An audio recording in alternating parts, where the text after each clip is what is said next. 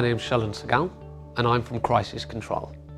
Crisis Control today offers organisations, public and private, globally, a mass communication tool to help those organisations communicate reliably to their people. This video series brings together some industry-leading experts in the fields of business continuity, resilience and emergency planning to help share with you some of the insights that they've found through their experience. I'm John Deverill and I founded a company called Deverill Associates. I've been dealing with crises now for 35 years. My first question is, what is a potential crisis? Unless people know what one is and they can define it, if it hits them in the face they won't even possibly know. So a potential crisis is something which can cause significant damage to a business or to a person or to reputation or to legality.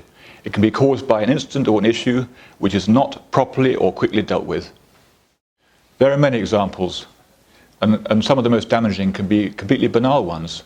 Just little incidents like defaulting on debt, like failing to communicate properly to investors, to stakeholders, such things as data theft, such things also as counterfeiting issues, stealing intellectual property, or maybe succession planning gone wrong, or perhaps a physical accident, a key person or key people travelling and sadly meeting their death.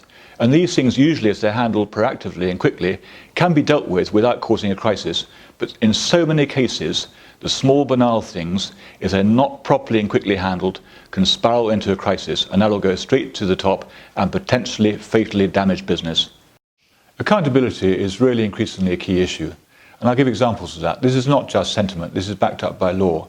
So one goes back to things like the Corporate Manslaughter Act, 2005. When that first came in, people said, oh well, that's not going to make much difference.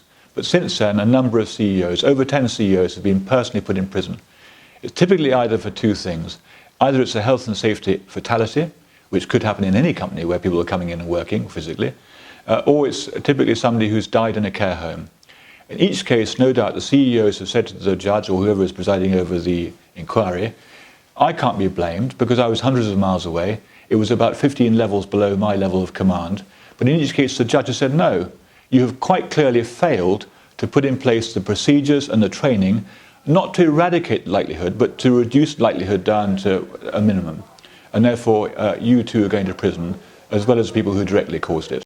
So other examples too. In the financial sector last year, 2017, the Senior Managers and Certification Regime came into force, SMCR, or SMR for short.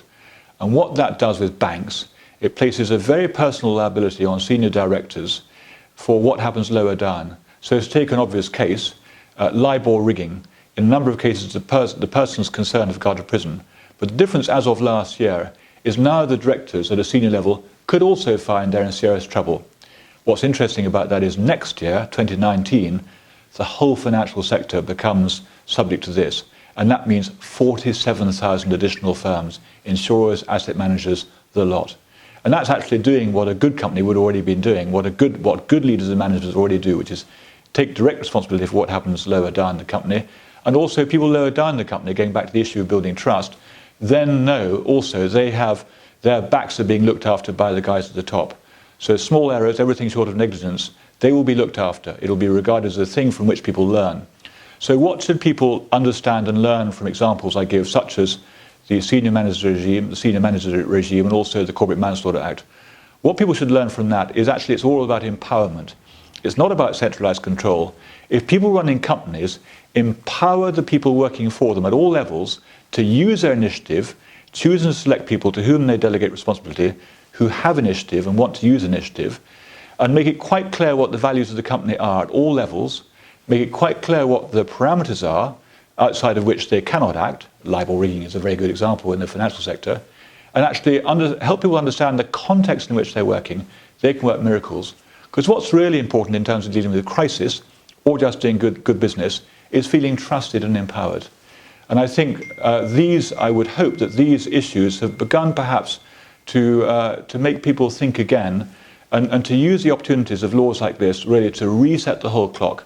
Productivity increases, trust increases, business is better, reputation is better, investors are happier, and actually the likelihood of crises is much, much reduced.